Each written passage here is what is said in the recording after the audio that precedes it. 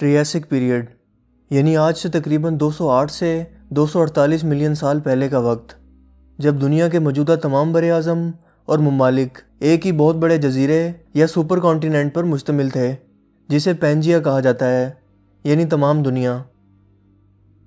اس وقت کی دنیا کے حالات ہماری آج کی دنیا سے بالکل مختلف تھے۔ موسم بہت زیادہ شدت نہیں رکھتے تھے، سمندروں کی سطح آج کے مقابلے میں بہت زیادہ بلند تھی، قطبین کے علاقوں کی برف بھی موجود نہیں تھی۔ اس وقت زمین کی سطح پر چھوٹے اور تیز رفتار ڈائناسور پہلی بار نمودار ہوئے، جو رات میں باہر دیکھنے سے قاصر تھے۔ اسی دوران اختیوسور نامی سمندری ریپٹائل نے بھی سمندر میں تیرنا شروع کر دیا۔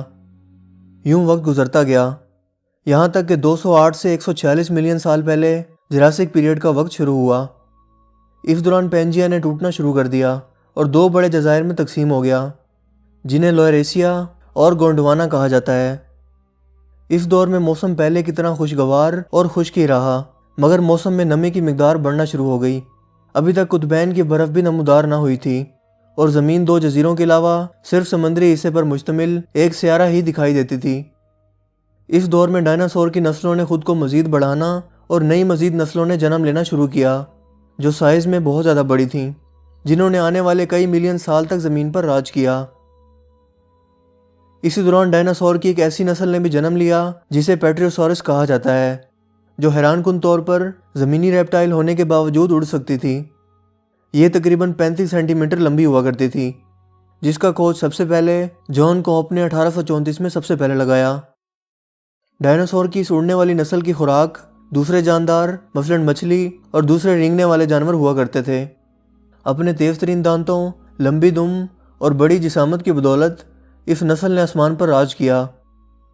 اس اڑنے والے ڈائناسور کی نسل کے سب سے پہلے فوسل کو آرکیوپیٹرکس کہا جاتا ہے۔ ڈائناسور کی ایک نسل سمندر میں بھی مگرمچھوں کی صورت میں نمودار ہوئی اور یہ تمام سمندر پر راج کرنے لگی۔ یہ سائز میں اتنی بڑی تھی کہ اپنے سے کئی گنا بڑے ڈائناسورز کا شکار کر کے اپنی بھوک مٹاتی تھی۔ اس کا وزن 8 ٹن اور لمبائی 8 میٹر سے بھی زیادہ تھی، جس کو آرکولوجسٹ سارکوشس کا نام دیتے ہیں۔ سب سے پہلے دریافت ہونے والے ڈائناسور 1819 میں برطانیہ کے ولیم بیک لینڈ نے دریافت کیا اور 1824 میں اسے میگلاسورس کا نام دیا، جو بہت بڑی جسامت کے مالک گوشت خور جانور تھے۔ ان کی اونچائی 3 میٹر اور وزن 1000 سے 3000 کلو گرام تھا، جبکہ ان کی لمبائی 9 میٹر تھی۔ اپنی دو مضبوط ترین ٹانگوں، تیز دانتوں اور پنجوں کی بدولت یہ ڈائناسور اپنے سائز سے کئی سو گنا بڑے ڈائناسورز کا بھی شکار کرتے تھے، جبکہ حالیہ دریافتوں کے مطابق یہ انتہائی ذہانت کے بھی مالک تھے اور حکمت عملی بنا کر موقع کے حساب سے شکار کرتے تھے، جس کی نسل کا مقبول ترین کردار ٹی ریکس نامی ڈائناسور ہے، جسے اکثر آپ ہالی ووڈ کی فلموں مثلاً جراسک پارک میں دیکھتے رہتے ہیں۔ یہ 40 فٹ لمبے تھے اور کھلے جنگلات کے علاوہ سمندری علاقوں کے پاس رہنا پسند کرتے تھے۔ یہ دیکھنے اور سونگھنے کی صلاحیت رکھتے تھے، مگر سننے کی صلاحیت سے محروم تھے۔ اس طرح کے خطرناک گوشت خور ڈائناسورز کی مزید بہت سی نسلیں بھی وجود رکھتی تھیں، مثلاً سیپنوسورس، بیریوسورس اور جینٹوسورس وغیرہ۔ جہاں تک ڈائناسورز کی رنگت کا تعلق ہے، اس کا ٹھوس جواب کسی کے پاس موجود نہیں، کیونکہ جانوروں کی جسامت کی رنگت کا تعین مخصوص کیمیائی مادے کے ذریعے ہوتا ہے جو فوسلز بننے کے دوران اپنا وجود کھو بیٹھتا ہے، لہٰذا اس کی شناخت ممکن نہیں۔ تاہم اس سوال کے متعلق بہترین جواب یہ ہو سکتا ہے کہ ہم آج کے دور کے مطابق مختلف ماحول میں رہنے والے جانداروں کے رنگوں کو ایک پیمانہ بنا لیں۔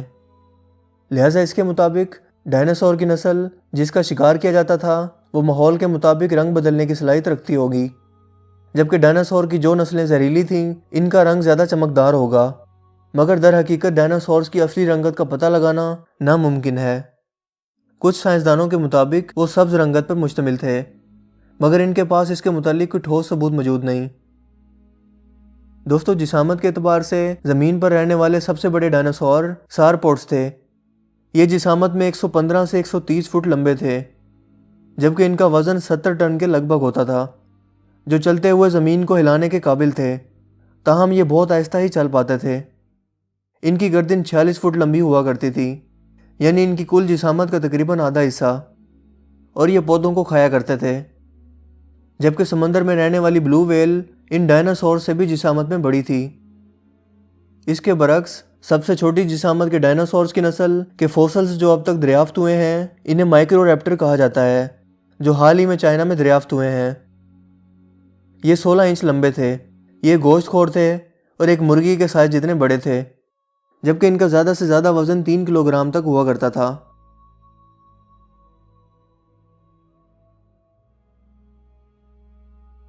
$65 ملین سال پہلے کے وقت کو کیریٹیس پیریڈ کہا جاتا ہے۔ یہ وہ وقت تھا جب آتش فشاں پھٹنے کی وجہ سے زمین پر موجود صرف 2 بر اعظم لوئراسیا اور گونڈوانا ٹوٹ کر مختلف ٹکڑوں میں تقسیم ہونا شروع ہو گئے اور آج کے موجودہ بر اعظم اپنی باقاعدہ شکل میں وجود میں آئے۔ اس وقت میں سمندری سطح آہستہ آہستہ گرنا شروع ہو گئی اور موسموں کی شدت اثر انداز ہونا شروع ہو گئی۔ قطبین کے علاقوں پر درجہ حرارت بہت کم ہونے کی وجہ سے برف جمنا شروع ہو گئی اور یوں بڑے بڑے گلیشیئر اور برف کے ٹکڑے جو بر اعظم انٹارکٹیکا اور دنیا کے دوسرے علاقوں میں موجود ہیں وجود میں آئے۔ اسی 65 ملین سال پہلے کے وقت میں آتش فشاں کے پھٹنے کے دوران زمین پر ایک عظیم قیامت رونما ہوئی، جس کی آگ کے گولوں نے زمین پر موجود ڈائناسورز کو صفحہ ہستی سے مٹا کر رکھ دیا، جبکہ پرندوں اور تمام سمندر کی گہرائی میں موجود کچھ مخلوقات مثلاً مگرمچھ اور میگلاڈون شارک وغیرہ اپنا وجود بچانے میں کامیاب رہیں۔ تاہم ڈائناسورز کے خاتمے سے متعلق ایک دوسرا مشہور نظریہ بھی موجود ہے جسے کارٹیف تھیوری کہا جاتا ہے، اور اسے زیادہ تر سائنسدان تسلیم کرتے ہیں، جو 1980 میں لوئس ایلوریس نام کے فزکس کے پروفیسر نے پیش کی، جس کے مطابق ایک بڑا شہاب ثاقب جو 4 سے 9 میل یعنی 6 سے 15 کلومیٹر لمبا تھا، وہ 65 ملین سال پہلے زمین کی سطح سے ٹکرایا، جس نے زمین کی سطح کو تقسیم کر دیا۔ اسی کی بدولت بڑے بڑے آتش فشاں پہاڑ بھی ابل پڑے، سمندری طوفان اور سونامی، ہوائی طوفان اور تیزابی بارشوں نے اپنے سامنے آنے والی ہر چیز کو راستے سے ہٹا دیا۔ اسی دوران شدید دھول اور گرد نے بھی جنم لیا، جس نے کئی ماہ تک ماحول کو گھیرے رکھا، مگر سورج کی روشنی کی بدولت جب فضا صاف ہوئی تو درجہ حرارت گرنا شروع ہو گیا۔ اس دوران بچے کھچے جو جاندار بدلتے درجہ حرارت کو نہ اپنا سکے وہ اپنا وجود کھونے لگے۔ ڈائناسورز کے فوسلز دنیا کے مختلف ممالک مثلاً امریکہ، آسٹریلیا، چائنا، انڈیا، برطانیہ، ارجنٹائن اور پاکستان میں بھی دریافت ہوئے ہیں۔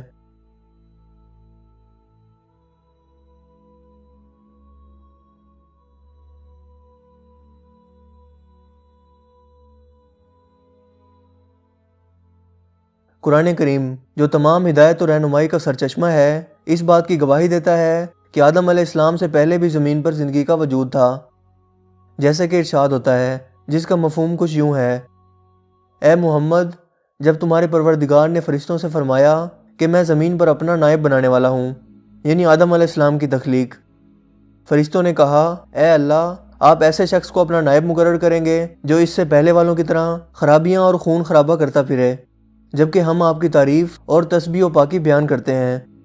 اللہ پاک نے فرمایا، میں وہ باتیں جانتا ہوں جو تم نہیں جانتے۔ دوستو، تقریباً 65 ملین سال پہلے اتنی بڑی مخلوقات کا زمین پر موجود ہونا کوئی حیرانگی کی بات نہیں، کیونکہ ان کے بعد دنیا پر تشریف لانے والی مبارک ہستی حضرت آدم علیہ السلام کا قد مبارک 60 گز لمبا تھا، جو آسمان پر موجود فرشتوں کو سلام کیا کرتے تھے، مگر وقت کے ساتھ انسانیت کا قد کم ہونا شروع ہو گیا۔ بہرحال اسلام ڈائناسور جیسی مخلوقات کے وجود کو رد نہیں کرتا، مگر ان مخلوقات کے رہن سہن، ان کی بناوٹ اور تباہی سب سائنس کا علم ہے، جس کا اسلامی عقائد سے کوئی لینا دینا نہیں، اور نہ ہی اس طرح کی دریافتیں ہماری موجودہ زندگی پر اثر انداز ہوتی ہیں۔ قرآن اور سنت انسانیت کی رہنمائی اور سیدھا راستہ دکھانے کے لیے نازل ہوئے ہیں۔ تاریخ، جیوگرافی، زمینی اور بایولوجیکل حقائق قرآن کریم میں صرف اس حد تک موجود ہیں جتنا انسانیت کے لیے ضروری تھے، ورنہ جس وقت قرآن پاک کا نزول ہوا اس وقت بھی بہت سے ایسے جاندار موجود تھے جن کا ذکر قرآن کریم میں موجود نہیں۔ واللہ عالم۔